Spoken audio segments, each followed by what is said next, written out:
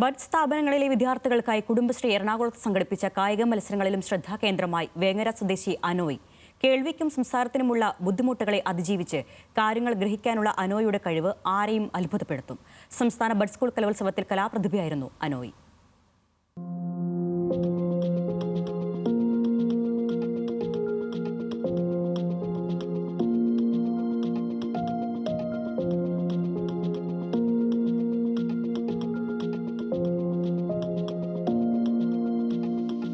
പരിമിതികളെ മറികടക്കാൻ ഇവനൊപ്പം കൈപിടിച്ച് കൂടെയുള്ള ഈ അധ്യാപികയാണ് ഇവന്റെ കരുത്ത്.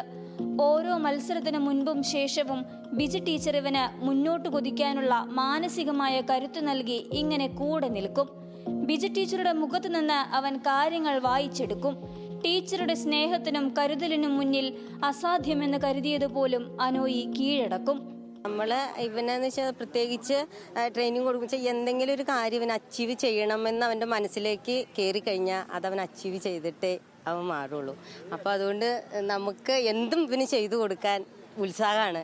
ഇന്നത് വേണം മോനെ, നമുക്ക് ഇന്നത് ചെയ്യണമെന്ന് പറഞ്ഞാൽ അവനത് ചെയ്യും. അവൻ എത്ര വേദനിച്ചാലും എത്ര ബുദ്ധിമുട്ടിയാലും അവനത് നേടാൻ തന്നെ നോക്കും.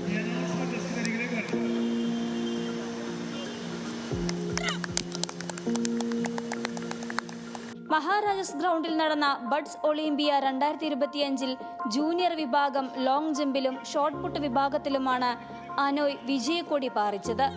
സംസ്ഥാന ബഡ്സ് സ്കൂൾ കലോത്സവ വേദിയിൽ കലാപ്രതിഭയായിരുന്നു അനോയ്.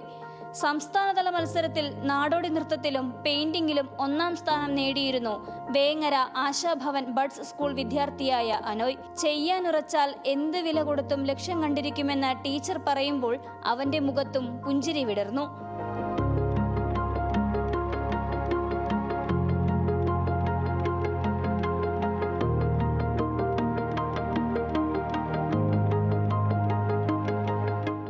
പരിമിതികളെ അതിജീവിച്ച് മുന്നോട്ട് കുതിക്കുന്ന അനോയ്ക്ക് കരുത്തായി നാടൊന്നാകെ ഒപ്പമുണ്ട്. ഞങ്ങളുടെ ഒരു മത്സരാർത്ഥി അനോയിൻ്റെ അരവിന്ദ് ജൂനിയർ എല്ലാ വിഭാഗത്തിലും മത്സരിക്കുന്നു. പിന്നെ ജില്ലാ ബഡ്സ് കലോത്സവങ്ങളിലും ജില്ലയിലെ കലാപ്രതിഭയായിരുന്നു. സ്റ്റേറ്റിൽ പോയിട്ട് 2 ഫസ്റ്റ് പ്രൈസ് ഉണ്ട്. സ്കൂളിൻ്റെ അഭിമാന താരം.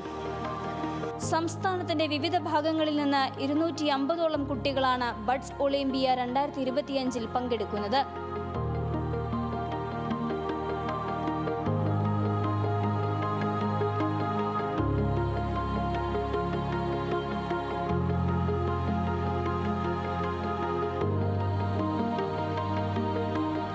ന്യൂസ് മലയാളം, കൊച്ചി.